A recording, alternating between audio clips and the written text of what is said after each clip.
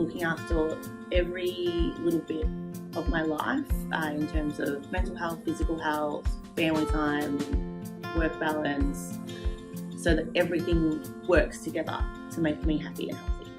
I suppose well-being to me is just being in that state of comfort, I guess, or satisfaction. That's probably the best way of describing it for me. And I guess acknowledging that that state is never going to be a constant state. And the important thing for me around that is to ensure that when you move away from your satisfaction point, that you've got the ability to return back to that point quite quickly. My wellbeing relates to my ability to function productively as a mother, partner and employee. For a lot of people, that is around things like eating well and exercising well and getting enough sleep. But for me and my circumstances, it's different. My mental health is the most important thing that I need to look after for wellbeing. And so that's like talk therapy, regular medication and good sleep are the things that ensure that my wellbeing is maintained. I cope with those stressful situations by not putting too much pressure on myself when it's not needed. Sometimes there is pressure that's needed, but sometimes if I'm stressing for no reason, I need to pull myself back and remember that it's not the end of the world.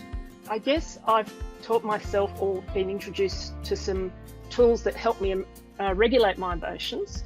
Like if I feel my emotions are getting a little ahead of me, I'll stop and remove myself from the situation, breathing. And also there's something that I've learned called one mindfulness. And that the particular thing I use is observe and describe. And I found that great.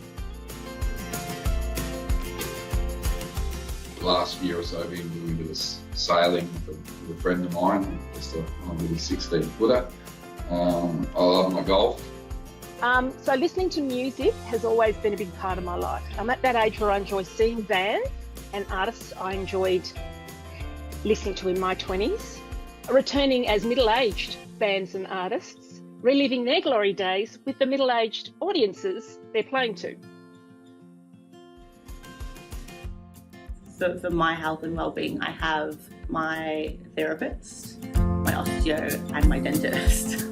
And they're all incredible women who are sort of, they're doing their own thing, they run their own businesses, which I love. And I have my regular scheduled appointments because they make me feel good. They help keep me balanced, whether it's mentally, and I've used a lot of the tricks that my therapist has taught me in the last 8 years to keep myself grounded, keep myself, in a good mental health space.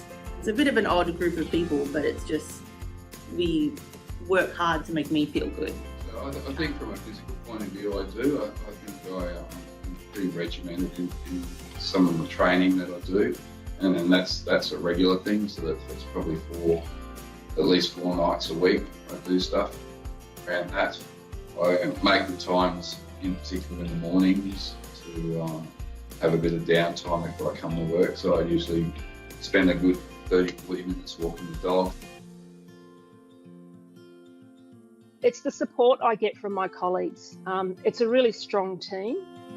So I feel very fortunate to work with the team that I do. Definitely the people.